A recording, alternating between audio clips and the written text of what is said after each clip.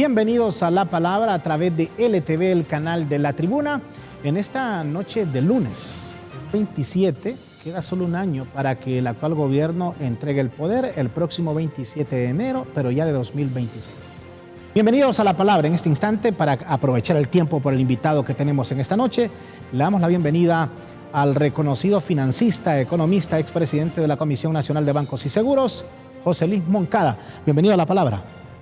Raúl, buenas noches, un gusto estar aquí con usted, poderlo acompañar. Soy una persona que he seguido su profesionalismo, su curiosidad para poder entrevistar y llegar a la profundidad y transmitir realmente los mensajes que corresponden, que el pueblo hondureño quiere escuchar con objetividad, con argumento y realmente buscando que el hondureño esté mejor informado, que eso es importante.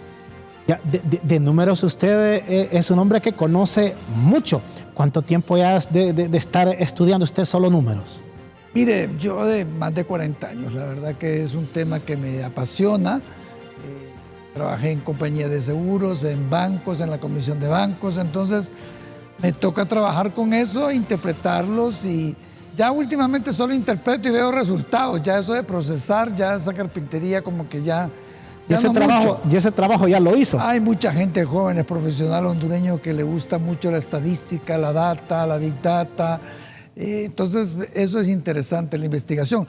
Lastimosamente en Honduras, las fuentes de data son muy pobres. Ni el Estado ni el sector privado están generando información de los diferentes sectores. Entonces, a veces cuesta llegar a algunas conclusiones para la toma de decisiones, que para eso sirve la data. ¿Quién debería entregar esa data? Por ejemplo, esos números, esa estadística, el Banco Central, por ejemplo, finanzas, ¿o quién? Mire, yo creo que el Estado con el INE hace algunas estadísticas, pero son más que todo sociales, para poder tomar tomas de decisiones en el nivel de educación, en el nivel de salud y otros. Pero el Banco Central emite algunas estadísticas de sus investigaciones, de sus levantamientos que hace. Últimamente ha mandado algunos mensajes un poco que pierden un poco de confianza. Yo creo que el Banco Central tiene que regresar a la época anterior, donde era un órgano eminentemente técnico, donde la colocación de los ejecutivos era eminentemente técnico, pero he visto que en los periodos anteriores y este periodo se ha politizado un poco, entonces a veces la estadística que sacan a veces crea un poco de desconfianza, ¿verdad? O sea, hay más políticos hoy que técnicos en el Banco Central. Mire, yo siento que la parte fuerte son gente que genera estadísticas profesionales, pero ya cuando lo agarran los de arriba, yo creo que ahí hay un poquito de movimiento, no mucho porque tampoco se puede, pero no coincide con una realidad. Cuando usted le dice a una persona, dice que la canasta básica, que no subieron tanto los precios de las verduras, esto que el otro, cuando usted le pregunta a la gente, le dice, mire, la realidad es otro, ¿verdad? Usted, una señora el otro día decía claramente, antes venía a la feria del agricultor con 3,000 lempiras, ahora tengo que venir con 4 porque no me ajusta. Eso quiere decir que algunos de los productos subieron, se han incrementado. Tal vez algunos bajaron, pero es más lo que subieron que los que bajaron.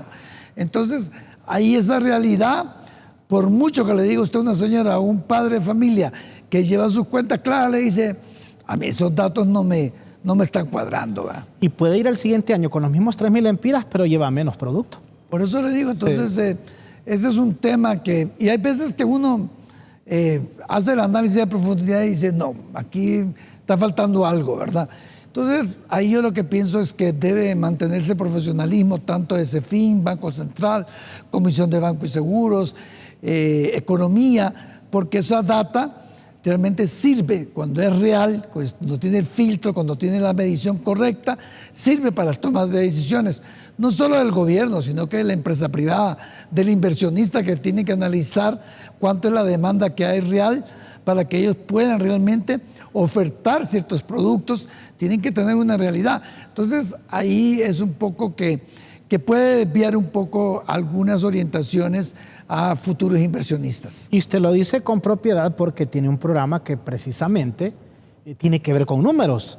el dato que lo transmite todos los martes. ¿Usted ha visto alguna dificultad a veces cuando quiere abordar un tema y no mira con exactitud algún número que usted quiera reflejar o decir, por ejemplo, qué sé yo, depreciación de la empira frente al dólar y que no cuadren algunos números? Mire, yo lo que hago con los invitados es que les digo, bueno, traigan la fuente de donde sacaron la gráfica, la estadística, porque para mí es fundamental transmitirle al televidente quién es la fuente, si es creíble o no. ¿Me explico?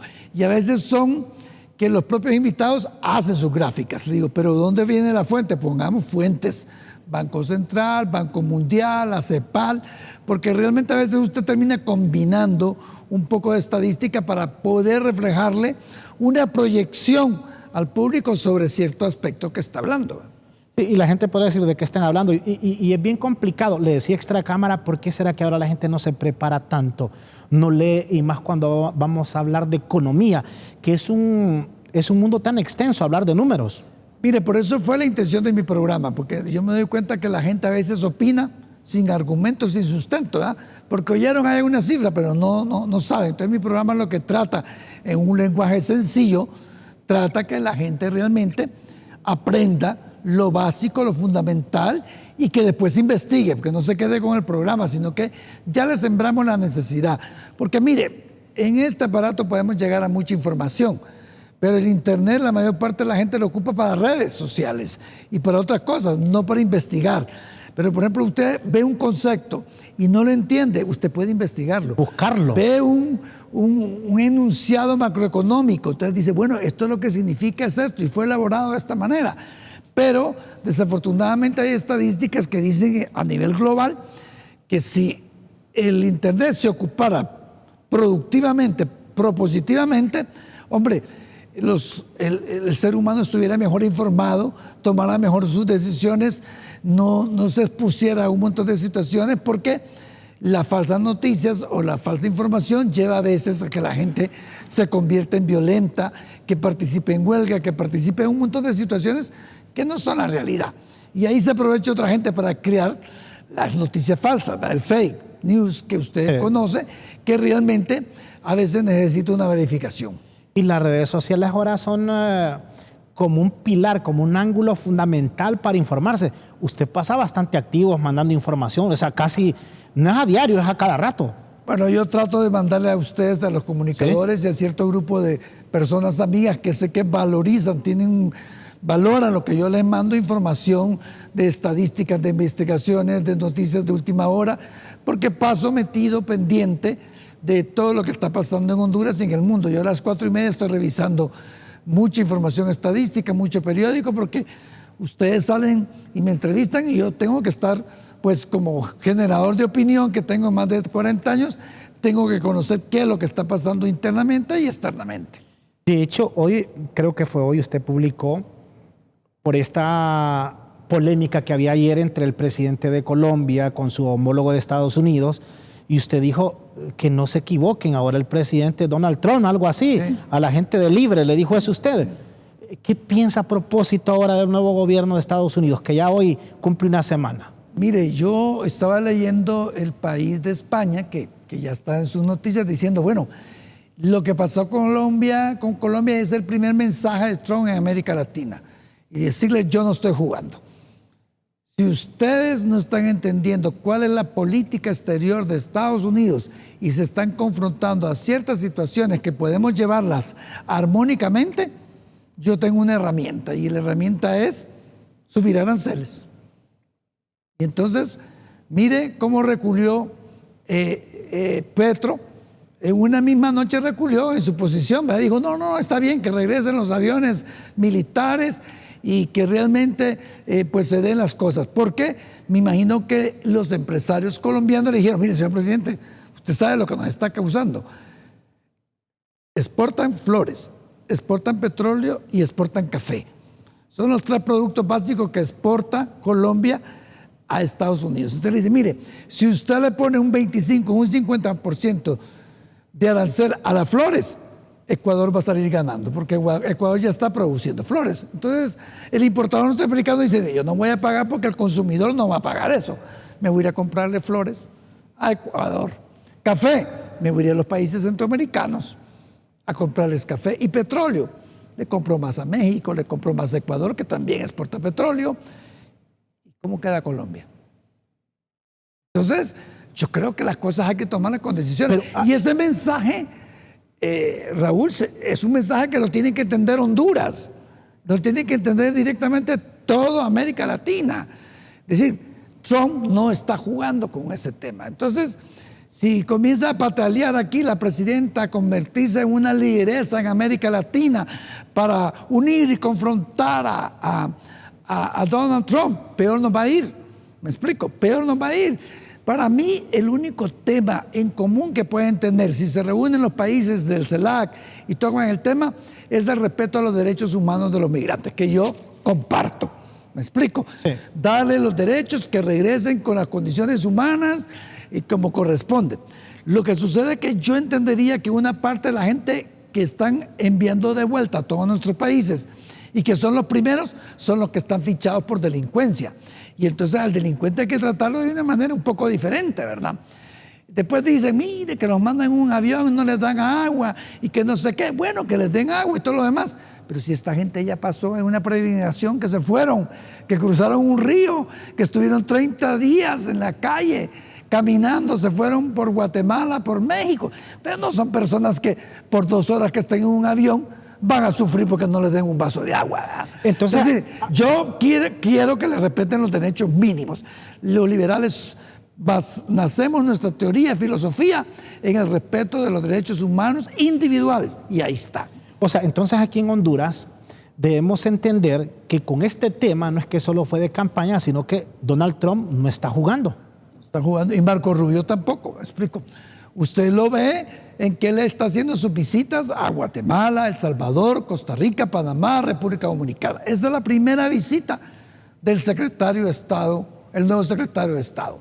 El canciller dice, es porque esos países están avalando a Eduardo González, Edmundo González de Venezuela. No, simple y sencillamente porque Honduras ya está confrontando el gobierno de Estados Unidos. O sea, nosotros nos ven como algo diferente de ellos. Bueno, ya nos ven igual que Nicaragua, porque solo Honduras y Nicaragua no participan.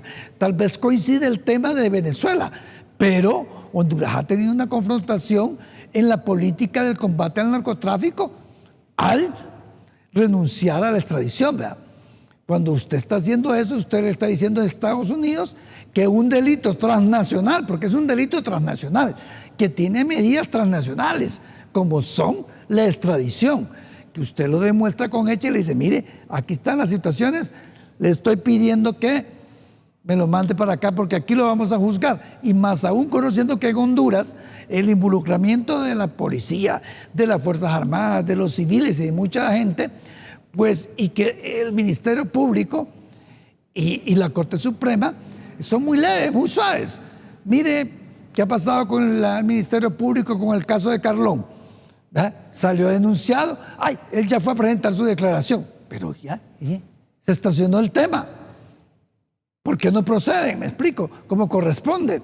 Entonces, todo eso escenario lo está viendo Estados Unidos. Pero que nos comparen con Venezuela, con Nicaragua, ¿qué repercusiones puede tener esto para el país? ¿O hay que dejar que pase el tiempo y a ver qué pasa en las elecciones generales y quién asume aquí en Honduras el 27 de enero? Mire, yo lo que siento que este es un año decisivo para Honduras, políticamente hablando, ¿verdad? En el sentido de que Libre quiere continuar en el poder por su refundación o refundición de país que está haciendo o lo que sea. Entonces, ellos sí no entienden el mensaje de que de cada 10 hondureños, 8 y medio están en contra. Y ahora se les va a incrementar porque cuando usted ataca a los hondureños en Estados Unidos y les complica la vida porque no tienen una buena relación con Estados Unidos, ¿quiénes van a ser afectados? Los hondureños que reciben acá las remesas.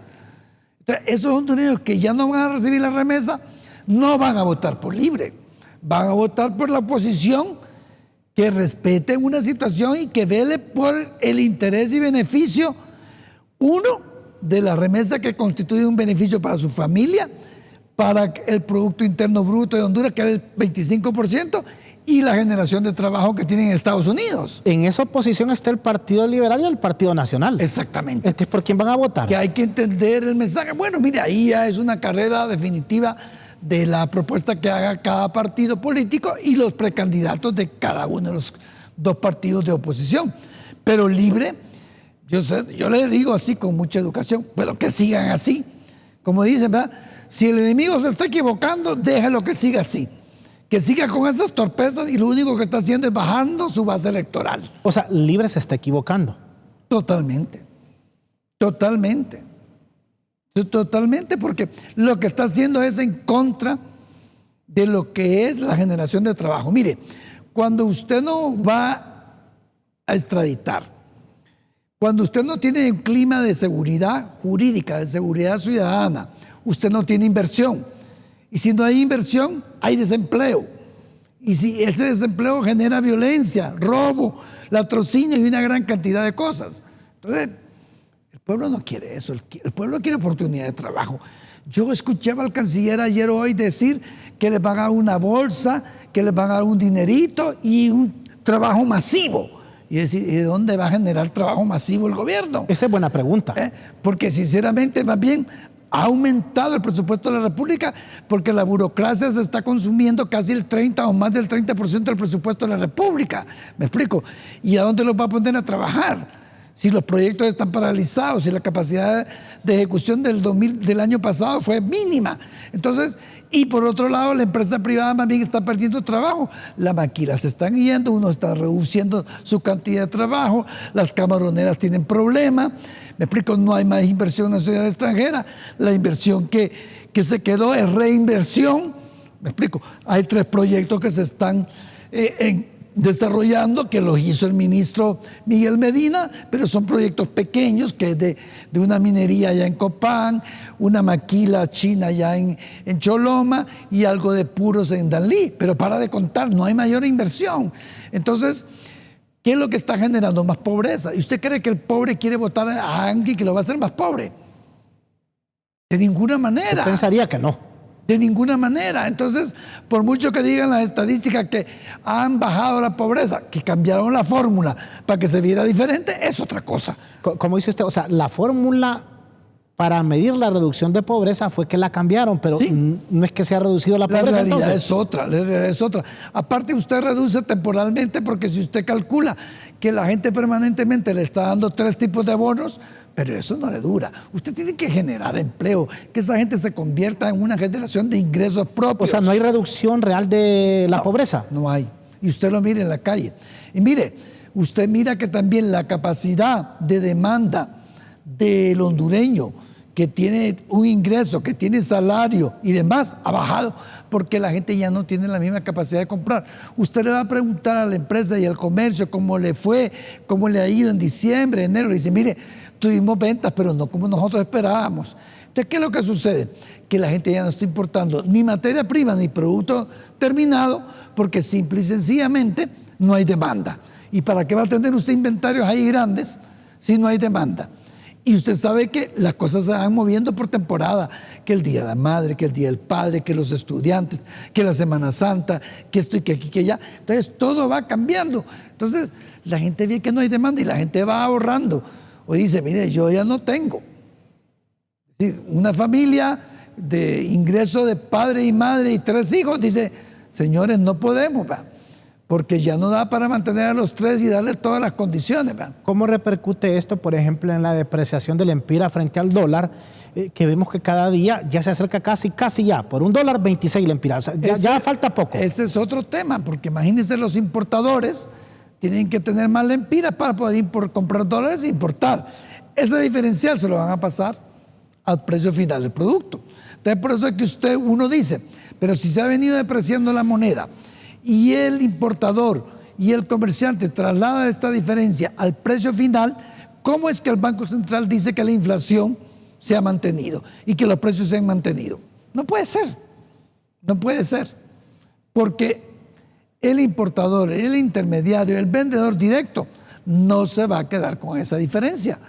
No se va a comer ese precio. Solo la traslada. Lo va a trasladar. ¿Me explico? Y ahí aprovecha para ganar un poquito más. Entonces, ¿qué es lo que sucede?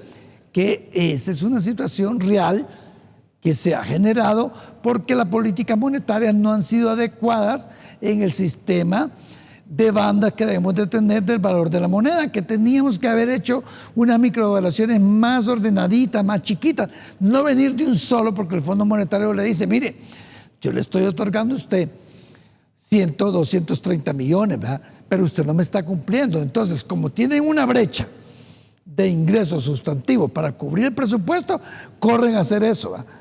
Para que el Fondo Monetario le deposite 230 millones de dólares a Banco Central y el Banco Central se los pase a CEFIN y cubra parte de ese déficit, y todavía no lo cubre porque van a tener que emitir bonos porque no les ajusta y porque no están reduciendo el gasto.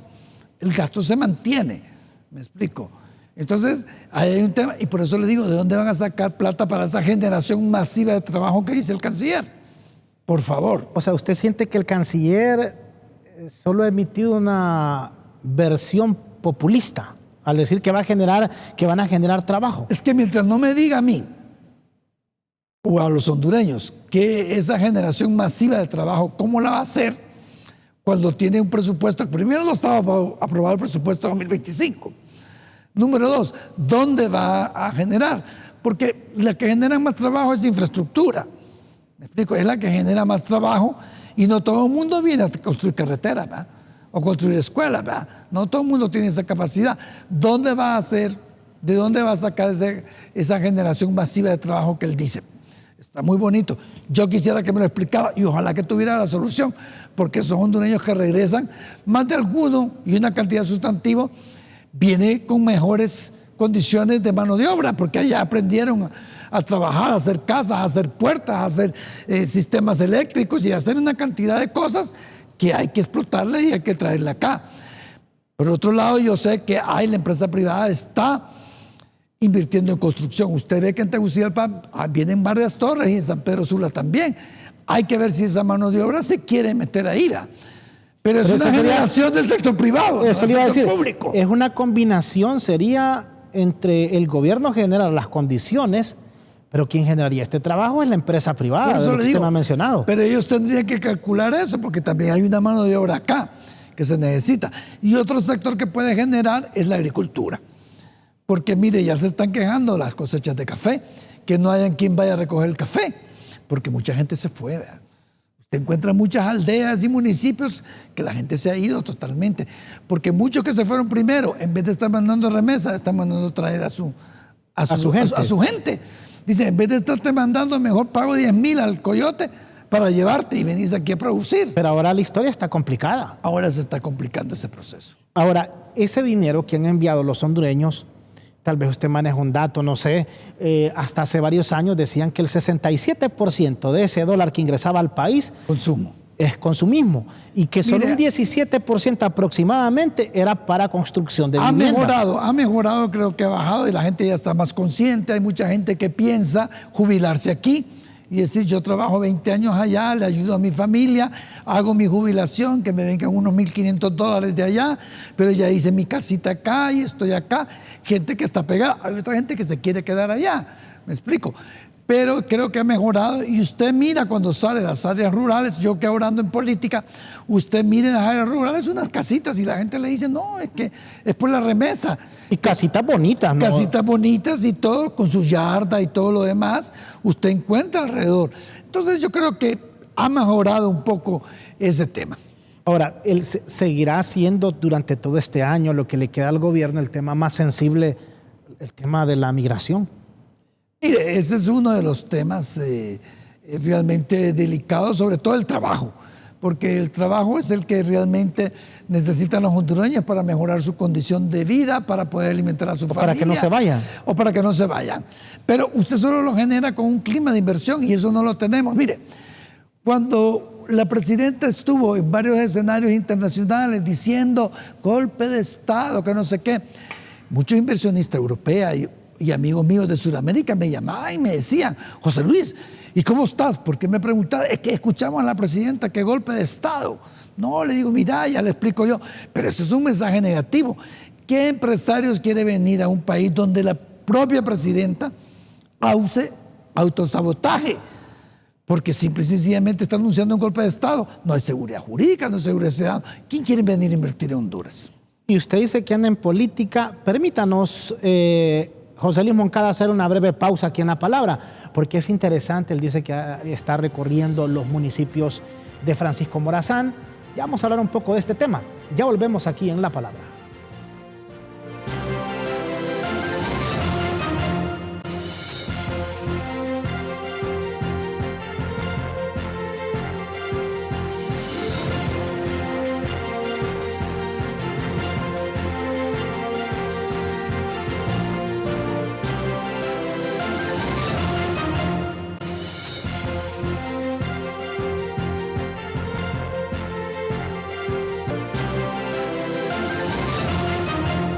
Gracias por seguir con nosotros aquí en La Palabra.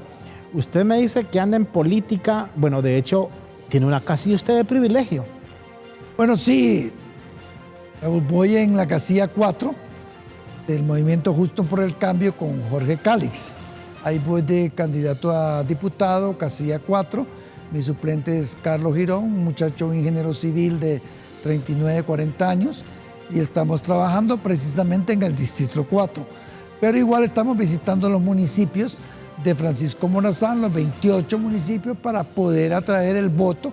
Y hemos andado en los municipios del norte, del sur, trabajando un poco con muchos alcaldes liberales y que ya están como alcaldes y otros que están compitiendo. Y hay un entusiasmo. Yo creo que el Partido Liberal se está levantando, hay un entusiasmo interesante en los 18 departamentos. Creo que los 4 precandidatos atraen de una u otra manera. Son 4 profesionales que se han probado en la vida privada y pública, y eso es interesante. Yo le decía a alguien que en la única elección que hay el 9 de marzo es la del Partido Liberal, porque en el Partido Nacional más o menos las cosas están decididas. Y en Libre también ya están decididas. Entonces, el único es el Partido Liberal que está ahí, pero es interesante porque la democracia de eso se trata. Cuando usted dice que la única elección primaria es en el Partido Liberal, ¿es porque está cerrada la cosa? Bueno, mire, sí.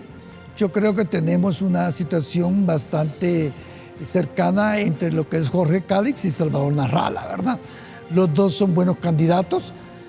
Pues Salvador es un candidato que viene de 2 partidos que organizó en el pasado, que ahora se suma al liberalismo. Le dimos la bienvenida, ojalá que se quede en el partido.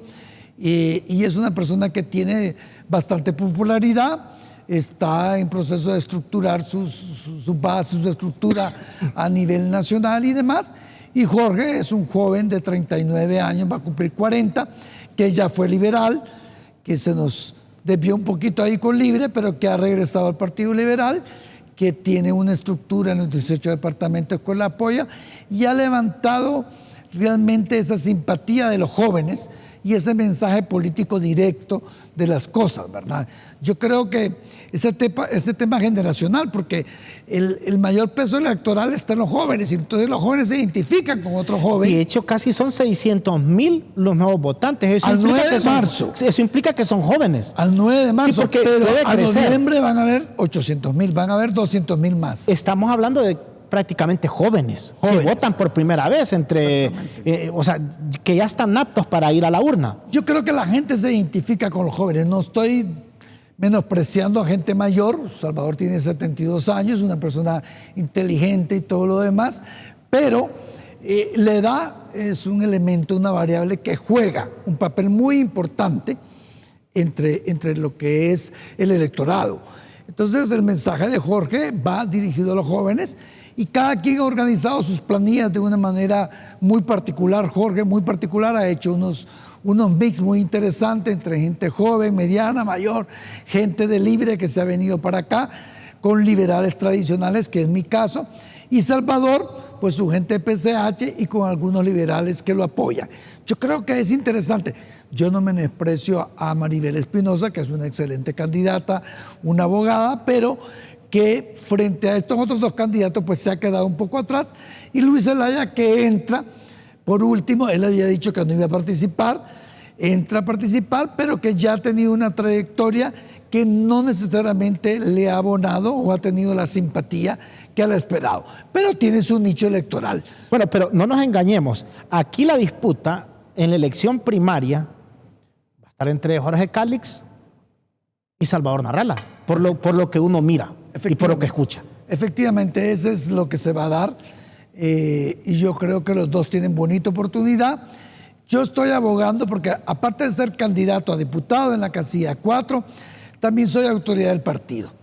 Entonces tengo ya 7 años, voy a cumplir los 8 años de ser autoridad del partido y estamos abogando por la unidad partidaria. Es decir, que después del 9 de marzo, gane quien gane, haya una unidad.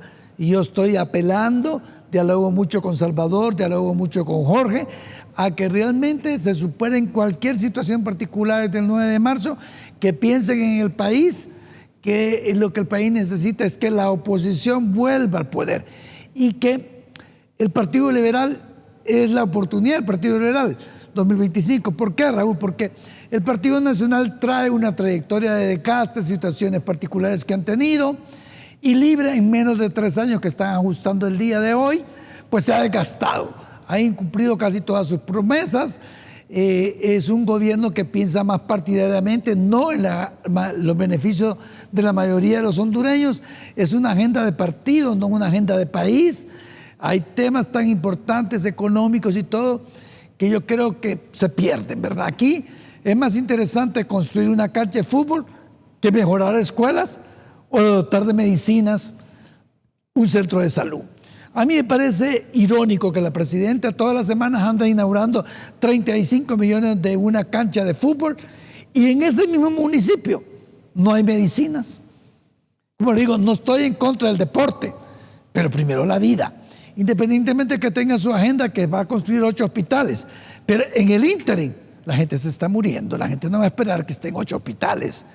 Entonces, el hospital público y el seguro social no tienen medicina, no tienen atención médica, no están pagados bien los médicos, las enfermeras, los técnicos. Entonces, no puede ser. Usted tiene que tener sus prioridades. Y aparte de eso, el fútbol no es el único deporte que practican los hondureños. No estoy en contra. Natación, baloncesto, tenis. Una cantidad de deportes que pueden verse, ¿verdad? Pero a mí me preocupa más la educación. Mire, yo no quiero decirlo así abiertamente, yo he ayudado a mejorar 5 centros de educación primaria abandonados, que he conseguido ayuda y apoyo de mucha gente para reconstruirla, para darle las aulas, las condiciones mínimas, pupitres, y que tengan un techo, que tengan un baño con agua para que los niños puedan lavarse las manos, puedan hacer sus necesidades y todo lo demás. Y el gobierno dice, y nosotros estamos remodelando y que ya no hay analfabetismo acá, que no sé qué cuánto. Pero usted va al interior del país y encuentra unas realidades que son tristes. Y uno lo hace porque realmente va a esas zonas y mire esas condiciones y no es posible. Yo le pregunté extra cámara, creo fue, si había visitado algunos municipios. Vaya, en este caso solo vamos a hacer un ejemplo, del sur de Francisco Morazán, Santa Ana. Yo no sé si esto sigue igual, pero hace un par de años, que hace 8 años, fui a una aldea de Santa Ana, que yo diría, siempre he dicho, es como una colonia de Tegucigalpa.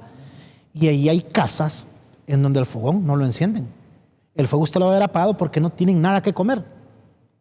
Y escuelas que todavía hoy, en vez de paredes, están tapadas con nylon. Aquí en Francisco, estoy hablándole de Francisco Morazán, no de San Manuel de Coloete en La Empira. Mire, yo fui ayer a Santa Ana precisamente, estuvimos con el alcalde, Jorgito Sander, que lo estamos apoyando. Él iría a su 5ª reelección y realmente vi un desarrollo de infraestructura en algunas aldeas bien interesante. Pero indiscutiblemente el apoyo a las aldeas de los municipios tiene que ser integral. Aparte de darle la facilidad de una infraestructura de carretera, de sus puentes para que puedan accesar, que mejoren sus escuelas, que tengan centros de salud, que puedan tener algunas zonas para poder desarrollarse como pequeñas pymes, sacar sus productos porque tienen. Y realmente me llamó la atención. Yo creo que Santa Ana es un municipio que se está desarrollando y turísticamente es atractivo ahora, ¿verdad? Afortunadamente la eólica le está generando un ingreso a la alcaldía y lo están poniendo a disposición de todas las aldeas que están alrededor. Entonces hay un trabajo y hay un pensamiento, pero hay que tener una inversión integral. Y yo creo que el municipalismo tiene que volver. Yo creo que hay que dotarle los recursos. Si la Constitución dice que es el 11% que hay que darle, hay que dárselo y hay que verificar que tengan la capacidad administrativa y que atiendan las necesidades de cada municipio por su prioridad. Se ocupan escuelas, se ocupan centros de salud, que carreteras para la producción de café, que agua potable, que las aguas negras. Me explico, pero cada administración municipal puede generar un desarrollo local interesante. Usted decía, y estamos hablando de la elección interna del Partido Liberal. Y aquí radica que el Partido Liberal tenga éxito de cara a una general en la unidad. Usted dice que habla con los candidatos, pero ¿realmente usted cree que después del 9 de marzo va a haber unidad dentro del Partido Liberal? Mire, yo sé que los hondureños, porque fíjese que yo veo una situación, el hondureño está con los ojos abiertos, ¿qué es lo que pasa con el Partido Liberal? Es decir, el Partido Liberal en este proceso electoral es la cereza del pastel. Entonces la gente está ávida de saber qué va a pasar con el Partido Liberal, aparte que yo creo que vamos a sumar más votos de los mismos liberales que estaban pasivos, que están saliendo bajo las piedras, como decían allá en la década del 50, de los independientes y de los nuevos votantes, porque le mencioné lo del Partido Nacional y Libre, nosotros estamos ahí para poder generar. Entonces, la unidad del partido es una piedra fundamental, un elemento fundamental para que esa credibilidad y confianza que tiene el electorado siga apostando al Partido Liberal. Y esto lo tienen que entender Salvador Narrala y Jorge Cálix, que vamos a ir a un proceso electoral que sea transparente, que sea competitivo, que se respete el voto, que se respeten las urnas y que gane el que la mayoría de los liberales dispuso que sea el candidato. Y el que quede de segundo, que apoye al primero, que se una a ese liberalismo, que mandemos ese mensaje de que el Partido Liberal es la opción del 2025 para que Honduras cambie este estancamiento que tenemos de 3 años, estos 3 y los 4 años que vamos a tener de un partido libre que se le dio una oportunidad y que nos tienen unas condiciones precarias y difíciles. Bueno, de hecho, Jorge Cálix pide que se firme un pacto de unidad. ¿Por qué no se ha firmado? Mire, yo creo que hay voluntad. Lo que pasa es que los políticos se ponen un poco a hacerse que no, que este parrafito no, que aquí, que allá. Yo espero que para el 5 de febrero, que es el aniversario de los 134 años del Partido Liberal, ya tengamos un documento de consenso. Esta propuesta la hizo Maribel Espinosa, que mandó un texto, y después Jorge mandó un texto. Ya están circulando los textos finales y haciendo los ajustes con los otros dos, con Salvador y con Luis Zelaya, para que realmente tengamos un texto donde todos se sientan cómodos. Pero en política no todo es fácil, pero yo sí soy optimista que lo vamos a lograr y que más allá de la firma, el comportamiento de ellos se tiene que reflejar después del 9 de marzo. Que si firmó algo acá, tiene que cumplirlo acá. Porque si no, como políticos y como líderes van a decepcionar. Y eso es lo que yo le pido a ellos. Permítanos, José Luis Moncada, hacer una breve pausa aquí en La Palabra. Interesante la plática, conversación, diálogo, el que estamos teniendo en esta noche. Ya regresamos.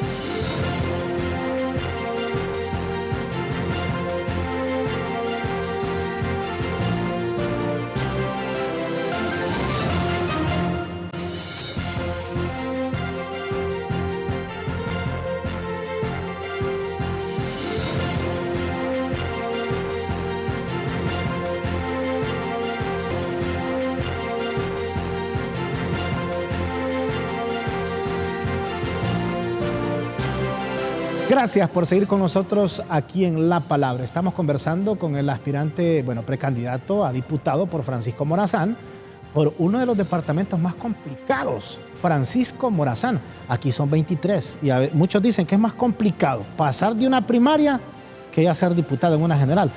¿Qué piensa usted de eso? Mire, efectivamente, las primarias son bien peleadas. Le digo, las 4 movimientos están trabajando en todos los distritos y las aldeas.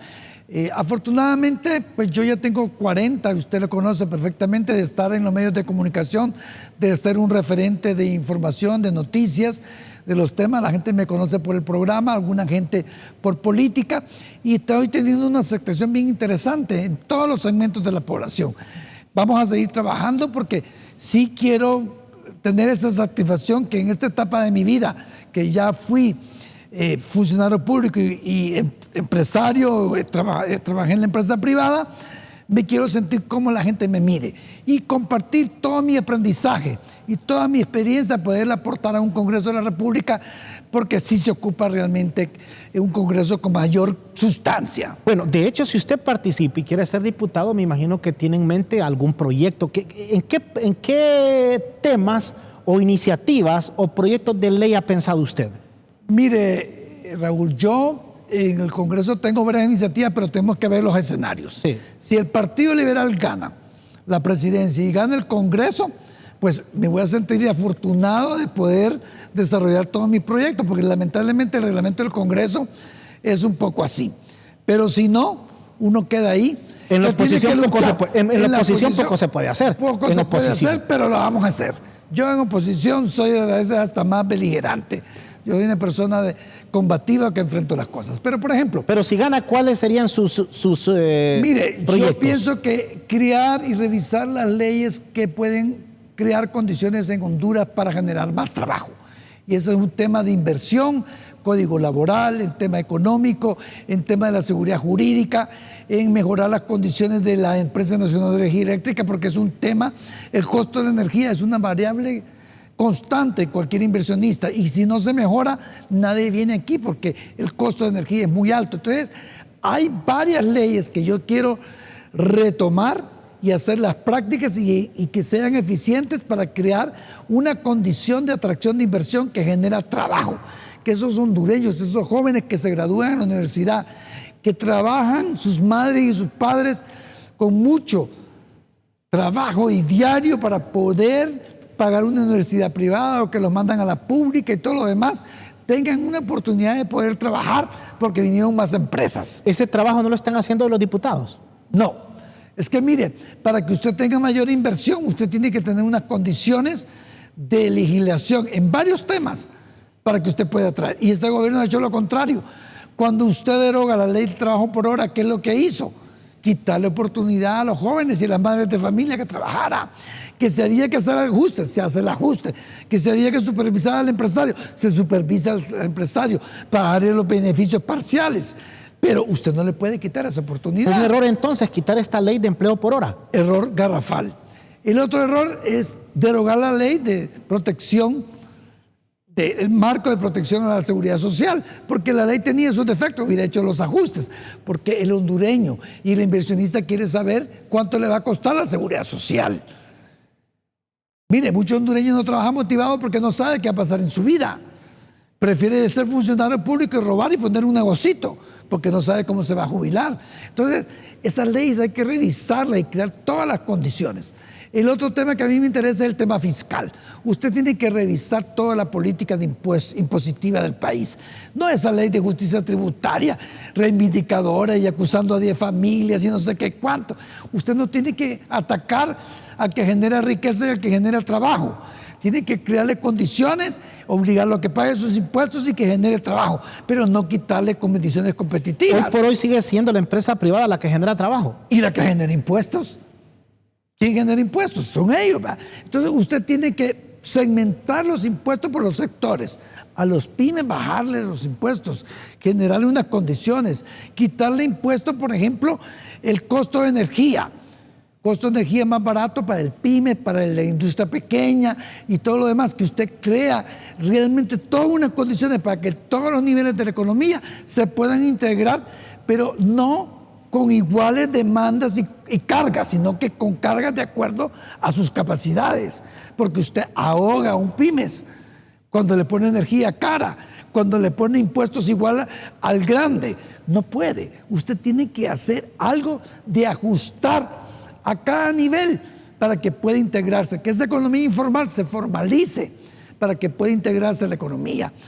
Perú lo ha hecho, Brasil lo ha hecho, varios países lo han hecho. Entonces usted, mire, es que esas leyes de que el río no sé qué, que el día del aguacate, que el día de la baleada, mire, por favor, usted tiene que buscar leyes estructurales que realmente sacudan y tengan un efecto a nivel nacional. No es fácil, porque usted tiene que hacer un análisis bien complejo y decir, para llegar a este objetivo tengo que reformar 10 leyes. Pero si usted vende bien la idea y le da condiciones al maquilador, a la industria nacional de metalúrgica, al de plásticos, al que hace cajas, al productor agrícola y todo lo demás, y le crea todas unas condiciones, usted va a tener. Mire, ¿qué es lo que dice un empresario? Mire, el impuesto más el impuesto de yo pago casi 45% de lo que en impuestos. Usted no puede estar como están en Europa. Entonces la gente tiene que tener condiciones. Aquí se paga mucho impuesto. Demasiado carga. Mire, y usted tiene que sumar las cargas municipales. Tiene el impuesto municipal, el de activo neto, el de venta, el de la renta, una cantidad de impuestos que usted paga que usted se sorprende. Mire Guatemala cómo se desarrolla con impuestos bajos. Es difícil emprender aquí con una empresa en Honduras. Lo que le quiero decir es que usted no puede hacer individualmente reformas si usted no analiza todo integral. Dice, para que tenga un efecto las cosas, usted tiene que revisar. Usted dice, voy a hacer tal cosa. Ok, stop. Pero mire, con esto usted no crea las mejores condiciones. Usted tiene que revisar todo este marco legal. Y usted tiene que someter al Congreso una reforma de 4 o 5 leyes para que usted cree las condiciones completas, integrales, para que tenga un efecto. O sea, una ley sobre otra es un complemento. Son 5 leyes como mínimo. Es que usted va a cualquier empresa y le dice, mire, es que yo por el Código del Comercio, yo por esta ley aquí, por esta ley allá. Entonces, usted lo que tiene es que tener el escenario completo, es decir, la fotografía completa, y de ahí poder proponer reformas estructurales en las leyes que tengan efecto. ¿Será eso lo que se pretende con la ley de justicia tributaria? No, para nada. ¿Y con la ley de equidad tributaria que propuso el Partido Liberal? Mire, mejora las condiciones, y la ley de equidad está más, pero yo le diría que cualquier empresario le dice, mire, eso no es suficiente. Usted se siente con una mesa en tiempos disciplinados y le dice, mire, venga para acá, empresario, vamos a hacer un grupo de trabajo, un focus group, dígame, ¿cómo está su operación? ¿A dónde le afecta? Mire, que la calle no me sirve, que el agua no tengo, que la electricidad, que el impuesto esto, que el salario, que los 14 salarios porque me tienen tantos salarios, que la seguridad social, pago seguridad social, pero pago seguro médico, que pago un fondo de pensiones porque lo del seguro social no sirve. Entonces, usted encuentra al empresario y usted puede analizar, bueno, para que este empresario sea efectivo, tengo que hacer todas estas reformas. Entonces, ¿qué es lo que busca la ley de justicia tributaria? Así como está. Mire, es una reivindicación política nada más de decirle, mire, esa ley lo que tiene es que Mel vio empresarios que se opusieron a él en el 2009 y dijo, es decir, me los voy a topar. Estas 10 familias que me adversaron, les voy a topar. Entonces hacen una ley y la hacen dirigida a quitarle incentivos o dispensas que los han hecho competitivos. Que algunos han abusado. Bueno, la culpa es de los dos. El que abusó y el Estado que no supervisó. Porque usted le dice, mire, yo le di este incentivo, pero usted no ha generado trabajo, ni me ha generado impuestos. Entonces ese incentivo se le quita. O los incentivos, el 100% al inicio. O sea que de una u otra manera se quiere satanizar la empresa privada, aunque sí hay algunos que me imagino que han querido evadir. Mira, hay gente que se ha aprovechado, y son dos cosas diferentes. Una cosa es evadir y otra cosa es aprovecharse de un incentivo y no generar la productividad y el trabajo y los impuestos que se requieren. Son dos cosas diferentes. Y hay empresarios de empresarios, pero en términos generales la mayoría de los empresarios cumple con su misión. Mire, cuando el ministro de Aduanas dice, tuve tanto de recaudación, el del azar, bueno, tiene que sentirse satisfecho porque quiere decir que el empresario está pagando sus impuestos, que él está haciendo un buen trabajo, que está evitando evasión fiscal y que el hondureño está contribuyendo. Entonces, pero si usted está atacando al que está haciendo eso, ¿dónde va a estar? Mire que el tiempo se fue tan rápido que siento que hemos hablado como 15 minutos. Le cedo un minuto exactamente para que se dirija al pueblo hondureño sobre algún tema que yo no le haya preguntado en esta noche, José Luis Moncada. Bueno, mire, yo le quiero decir al pueblo hondureño que soy hondureño de más de 40 años de estar en la vida empresarial, privada y pública, que quiero aportar esa experiencia que tengo yo a la mejoría de Honduras, a esos jóvenes que buscan trabajo, a esos empresarios que quieren desarrollarse, a esa mujer que quiere realmente jugar un papel importante. Y por eso quiero ir al Congreso. Realmente, eso es lo que quiero, tener una satisfacción ya a una edad de mi vida, poder trasladar eso. Y por eso estoy compitiendo. Y si llego, qué bien. Y si no llego, siento que ya he hecho bastante también por Honduras. Entonces, les reitero, en la casilla 4 de Francisco Morazán, en el movimiento Juntos por el Cambio de Jorge Cálix, si ustedes me apoyan, yo les aseguro que voy a trabajar como he trabajado, y más todavía, a favor de Honduras. Y siempre cerramos con 5 frases o preguntas, y como esto se llama la palabra, usted me la resume en una sola palabra. Y comenzamos de inmediato. Presidente de los Estados Unidos, Donald Trump. Disrupción. Política monetaria del país. Fracaso. Actual Congreso Nacional. Sorpresa más grande. Partido Liberal. La esperanza. José Luis Moncada. Un hondureño trabajador. Muchas gracias, José Luis Moncada. Un destacado economista, financista del país, también presentador de televisión, por si no lo sabían, yo sé que lo han visto. Busca ser diputado al próximo Congreso Nacional. A continuación se viene LTV Noticias Estelares. Buenas noches, hasta la próxima.